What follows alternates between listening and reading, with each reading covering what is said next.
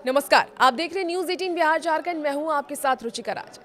नए साल 2026 की शुरुआत केंद्रीय कर्मचारियों और पेंशनर्स के लिए एक बहुत बड़ी खुशखबरी लेकर के आ रही है। लंबे इंतजार के बाद 1 जनवरी 2026 से 8th पे कमीशन लागू होने जा रहा है। लेकिन सबसे बड़ा सवाल यह है कि आपकी सैलरी कितनी बढ़ेगी। क्या आपका बेसिक पे 18,000 से सीधे 34,000 हो जाएगा?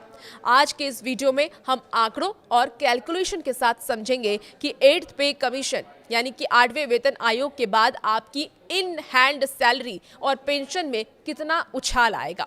चलिए सबसे पहले बात कर लेते हैं फिटमेंट फैक्टर की। फिटमेंट फैक्टर क्या है और क्यों है ये सबसे अहम।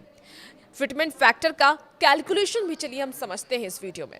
देखिए, वेतन आयोग में फिटमेंट फैक्टर वो गुणांक होता है जिससे कि मौजूदा बेसिक सैलरी को गुणा कर नई बेसिक सैलरी तय की जाती है।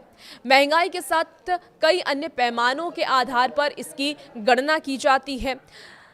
7th पे कमीशन यानी कि 7वें वेतन आयोग में इसे 2.57 रखा गया था, लेकिन कर्मचारी यूनियनों की अब ये मांग है कि 8th पे कमीशन में इसे बढ़ा करके 3.15 या फिर 3.68 किया जाए।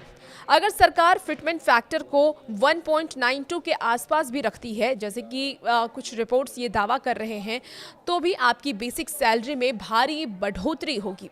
चलिए उदाहरण से भी अब आपको ये समझा देते हैं कैसे बढ़ोतरी होती है। देखिए, वर्तमान में अगर न्यूनतम बेसिक सैलरी आपकी 18,000 है, अगर फिटमेंट फैक्टर 1.92 होता है तो नई बेसिक सैलरी 34,560 रुपये होगी। अगर ये 3.68 होता है यानी कि 3.68 हुआ तो आपकी सैलरी सीधे 50,000 के पार जा सकती है। हालांकि एक्सपर्ट्स के मुताबिक ये 34,000 से 35,000 के बीच सेट हो सकती है। अब सैलरी ब्रेकअप को भी समझ लेते हैं क्या क्या बढ़ेगा। तो देखिए, सैलरी सिर्फ बेसिक पे नहीं होती। जब बेसिक सैलरी बढ़ती है तो इसका सीधा असर आपके अन्य अनाउंसेस पर भी पड़ता है, जैसे कि डीए, जिसको महंगाई भत्ता भी कहते हैं। नया वेतन आयोग लागू होते ही डीए को बेसिक में मर्ज कर दिया जाता है और फिर से 0% से शुरू किया जाता है। हाउस रेंट अलाउंसेस होता है। बेसिक सैलरी जब बढ़ती है तो इसका भी जो अनाउंसेस होता है वो भी बढ़ जाता है। बेसिक बढ़ने से आपका हाउस रेंट अनाउंसेस भी बढ़ जाएगा। देखिए, पेंशनर्स को भी इसका सीधा फायदा मिलने वाला है। 8th पे कमीशन अगर लागू होता है तो सिर्फ नौकरी कर रहे लोगों को इसका फायदा नहीं होगा, बल्कि लाखों पेंशनर्स को भी इसका फायदा मिलने वाला है।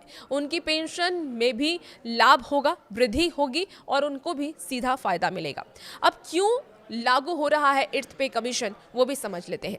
देखिए, नियम के अनुसार हर 10 साल में एक नया वेतन आयोग लागू किया जाता है। 7वां वेतन आयोग 2016 में आया था, इसलिए 2026 में 8वां वेतन आयोग नियम के अनुसार लागू होना है।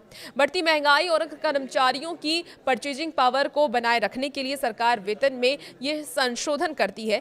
अनुमान है कि इससे लगभग 48 लाख केंद्रीय कर्मचारियों को सीधा फायदा मिलेगा और 67 लाख पेंशन भोगियों को भी इसका सीधा फायदा मिलने वाला है। हालांकि अभी सरकार की ओर से अंतिम नोटिफिकेशन का इंतजार है, लेकिन तैयारी पूरी है। जैसे ही फिटमेंट फैक्टर पर मुहर लगेगी, आपकी सैलरी की तस्वीर साफ हो जाएगी।